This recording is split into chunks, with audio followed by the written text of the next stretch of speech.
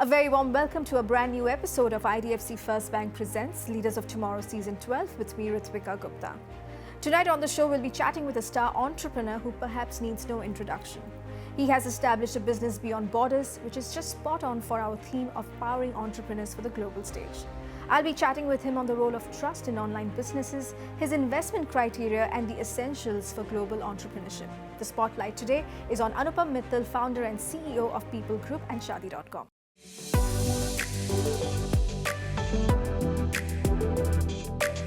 Tell me, do you know what is a situationship? I think so. I think a situationship is when you can't really define the relationship. Yeah. Am I right? Right. You're right. Absolutely. Right. Ghosting. Everybody knows that. Ghosting, everybody knows when you sort of lead somebody on and then disappear, right? Breadcrumbing. Breadcrumbing would be maybe sending out signals. Yes, mixed signals. Mixed, okay. Yeah, leading somebody on, mixed signals, that's right.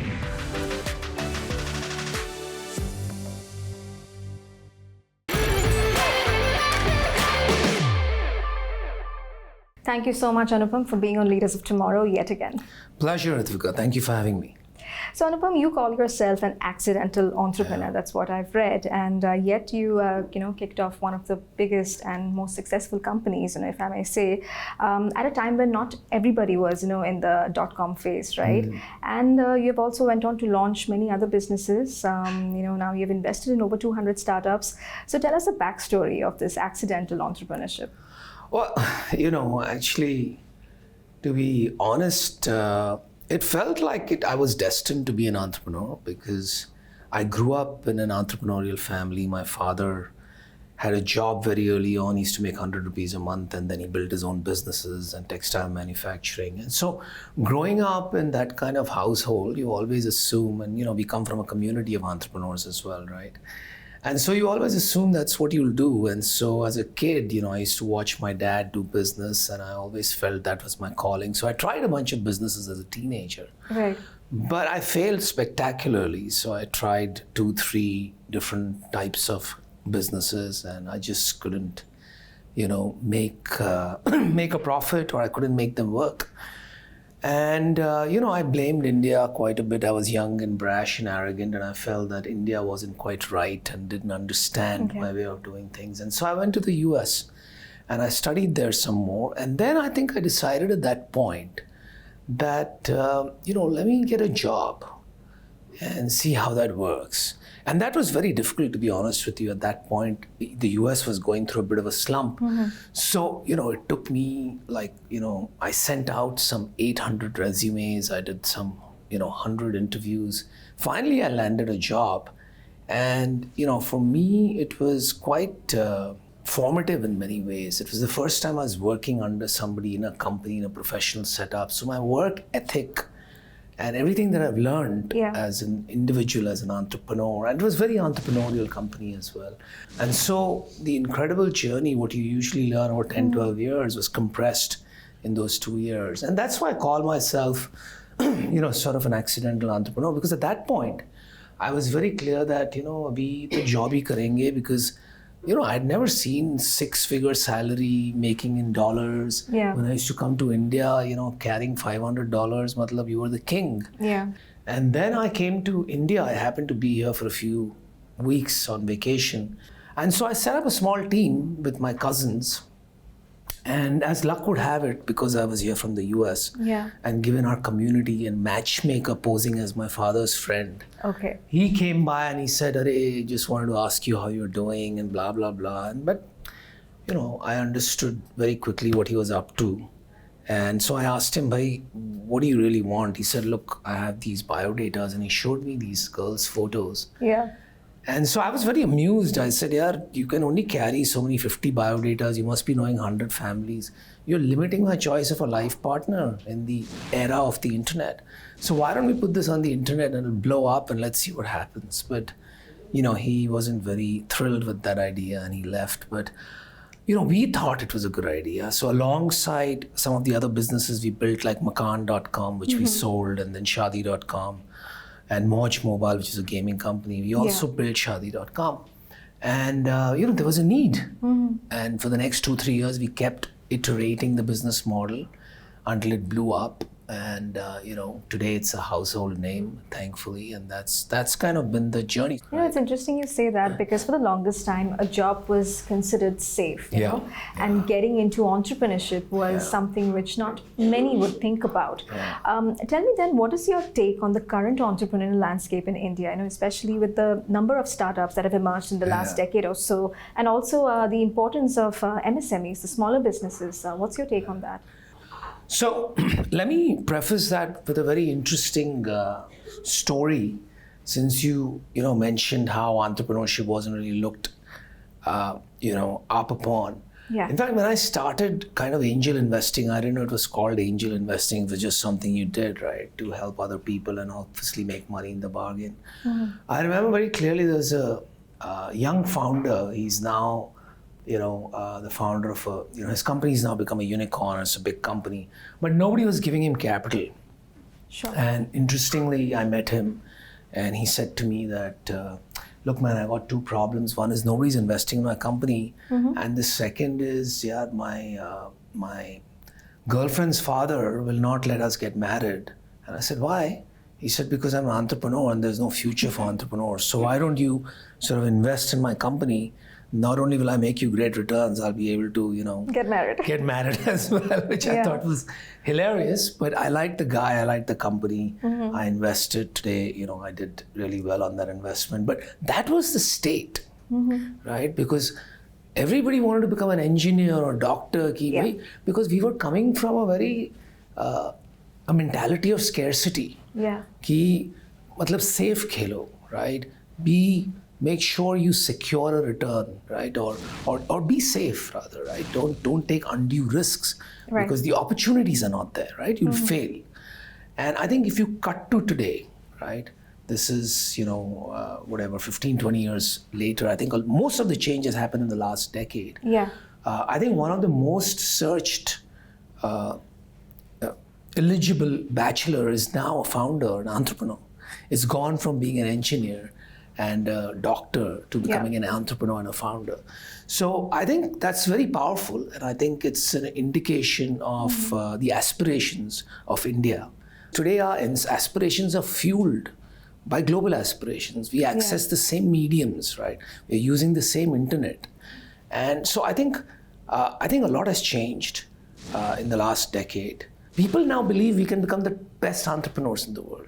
So I think the state of entrepreneurship is such in India. Today, of course, we're seeing companies grow massively within India, right? Companies becoming worth 100 billion, 150 billion, whether it's Reliance, whether it's Adani. But I believe in the next few years, you will see the top entrepreneurs emerge from India, and they will build for the world. Fantastic. Just picking up from what you mentioned, you decided to invest, in that company, of your friends. Tell me, when you decide to invest in a startup, is there a checklist? What are the things you look at, and how important is the company, and how important is the person running the company? Look, I think what's important is to understand that the stage that we invest in is generally very early stage, right? So we don't have a lot of historical data to look at, which is typically what you would do in public investing. With early stage investing, a lot of the bet, and you're sort of optimizing for the team. So the bet is on the founders, because many times the business model changes and you have to pivot the business. Sure. Right, because you may not find product market fit, and sometimes we come in before product market fit. So we over-index on the founder, at least I do. And to me, the founder typically means, do they have the relevant business and commercial acumen? Because it's not necessary that the best product wins. What we've seen is the person with the best commercial acumen, people who can navigate the business landscape, they usually do far better, at least in my experience.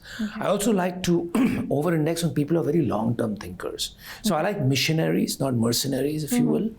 Though, somebody's doing it because they experienced a problem, and they want to address this problem for the next 15, 20 years, they'll spend working on it, right? Because that's when real value is created, when you do it for the very, very long term.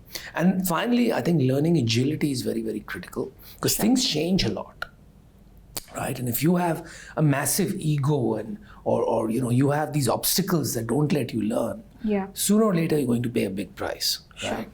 Second aspect is, of course, just to do a sanity check on the size of the market or the potential market, because large markets are very forgiving. Small markets are not. So I think these are the things that I personally look at. And so far it's worked well for me. So I'm going to continue doing that. Of course. It's time for a quick break here. We'll be back shortly. Stay tuned.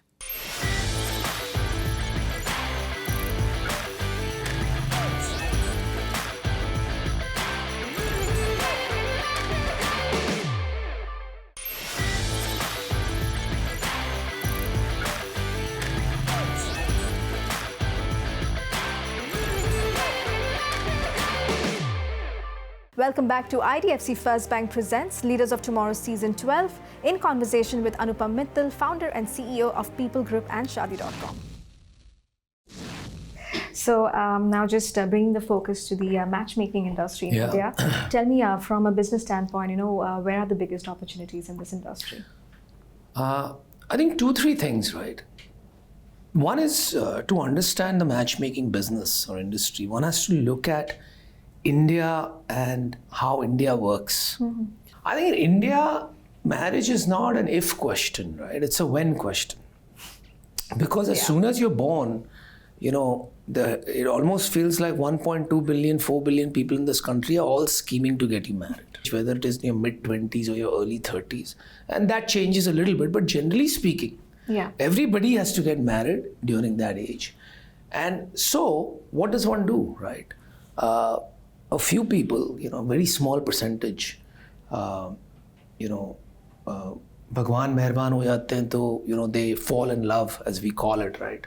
And maybe 1 or 2%. But for the most people, especially workplace, there aren't that many women, although that's changing now. Dating is frowned upon in cultural, social circles.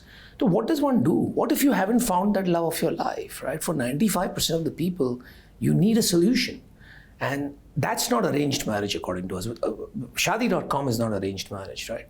But what we offer is what we call a planned marriage platform, right? So once you reach that certain age where the whole world is scheming now to find your life partner, you come to Shaadi.com and we help you find one. Right? Now, important to set that context, because when you look at it from that lens, what you realize is that this is something that's here to stay. Sure. Right? It's not changing. So there was a view that all these dating sites and that India would also move in the direction of this sort of love marriage away from the traditional arranged marriage. So yes, the traditional arranged marriage is not relevant anymore, but the love marriage is getting replaced by what we call planned marriage. As we look out on the future of marriage, I think you'll see that more and more people, along with their families, right? This is not something where you rebel against your family and then decide to find a partner. You jointly do it. So most people on Shaadi.com typically are doing it in collaboration with their families. Nice. Right? Yeah. Like what you mentioned, right? The landscape has changed quite dramatically, and you also have these dating apps, right? Like that have come up. So how does it play out? Like you have these number of dating apps. You also have your Seema aunties in a traditional way of matchmaking. So how do you stay relevant for so many years? And how do you make your mark? How do you stay relevant? I think it's very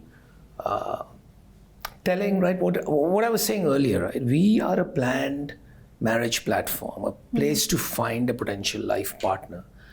That's not changing. That goes to the ethos of India. So we stay relevant as long as Indian culture stays relevant. So that's one way. The other way, of course, is, we try to move with the times. So I think earlier it was very unidimensional. You used to put up a profile and people used to come and check it out. And then if you liked somebody, you got in touch. Now we've added things like chat. We've added Shaadi Live, where you can meet a lot of people online. So we use technology more and more, right, to try to stay with the times. And the third aspect is, of course, just being very extremely brand savvy. So communicating in a way where we don't alienate parents or their children. Anupam, how would you describe your leadership style? I'd say I'm empowering and but demanding at the same time. Okay. So most of the people who work with me, and this is founders who run companies as well as our leadership team. Yeah. I'm pretty hands off, right? But we have an operating model where whatever's going on within the organization is fairly transparent to everyone. So there are weekly updates that are put on a site that everybody can access. So everybody's plugged in all the time to whatever's happening, right? So I don't really need to be involved. I could be anywhere in the world and I would still know exactly what is going on where. Yeah. And so I'm able to kind of keep my hands off, but at the same time, I'm extremely hands-on if there's a problem. Sure. So if somebody's experiencing something that they're not able to solve, I need to roll up my sleeves and get in, then I dive in. I think of myself as having a very lazy leadership style, which is don't get involved if you don't need to. Fantastic. The theme for our show this season is powering entrepreneurs for the global stage. And I want to ask you, what advice would you have for entrepreneurs, who are looking to scale, not just in India, but, on the international stage? What would your advice be for them? As founders and as entrepreneurs working in India, there is no better time than to be building than now. I think the next 2 decades provide an incredible opportunity as India moves from being a developing country towards a developed country, right?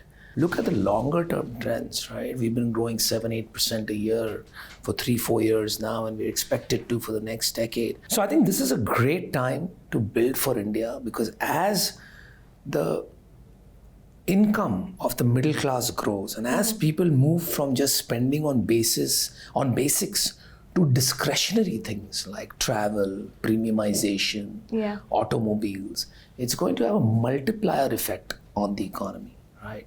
Sure. And there is no better place. If you are here today, you understand the market and Indians better than anybody else. The best way to go up against large companies is really to be, as a founder, you are far more suited to understand users and solve their problems than large companies are, right? I think one of the big things that usually is a barrier to building global businesses comes down to mindset. Okay. It's very intimidating to think about, chalo, yahan to hum jante hain, hamara desh hai, hamari bhasha hai, we understand Indians. So it feels instinctive to build, or intuitive to build businesses for Indians, right? In fact, I would go to the extent of saying that you, as an Indian growing up, and all the friction that we have in India, is far easier for us to build businesses overseas because you don't have that friction, right? Though it is almost like, aap 50 kilo ka ball or chain, you're trudging along your legs and you're still building. Imagine if somebody took off that ball and chain, you'll be flying, right? So I believe that if that mindset shift takes place, right, and you can always start with a small experiment in one country and see how it goes, half the battle is won. After that, it's all execution, right? And Indians are great at executing. So I think it's going to happen. It's a matter of time. Yeah. At the World Economic Forum 2024, the theme was rebuilding trust. Yeah. And last year when I spoke to Mr. Harish Mariwala as well, he was emphasizing the role of trust in businesses, which brings me to, kind of ask you that while we have a lot of success stories, out of matrimony websites and stuff, right, there are a lot of stories that are not so pleasant as well, How do you ensure authenticity of profiles, that are up there as a platform? Ritwika, it's a great question. I think, look, we have to do our own work as a platform, which we do. So I'll give you a data point, right?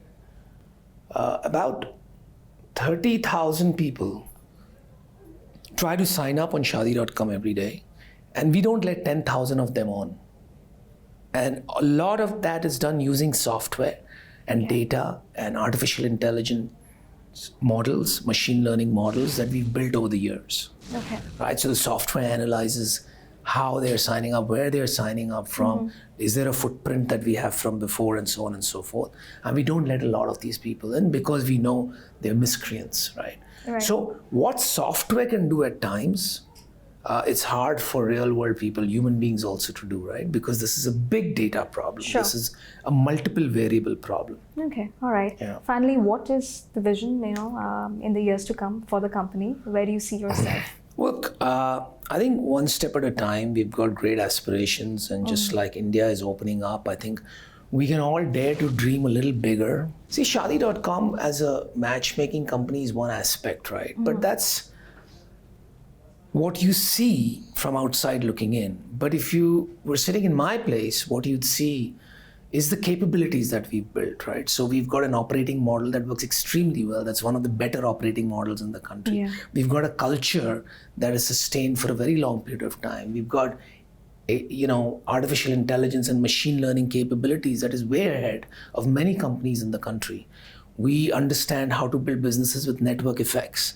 We understand how to build businesses which have millions of users interacting with each other at the same time, almost like a social network. Yeah. So what we are now shaping is how do we take all these capabilities and create a vision for the next 10 years? How do we go from being just a matchmaking company to something larger, to becoming a $10 billion company? Well, more power to you. Thank you so much for joining us Thank you, today. Ritwika. It was a pleasure. Thank you so much. VT now. With that, it's a wrap on this edition of IDFC First Bank Presents Leaders of Tomorrow Season 12. We hope you enjoyed watching our episode. Thank you and goodbye.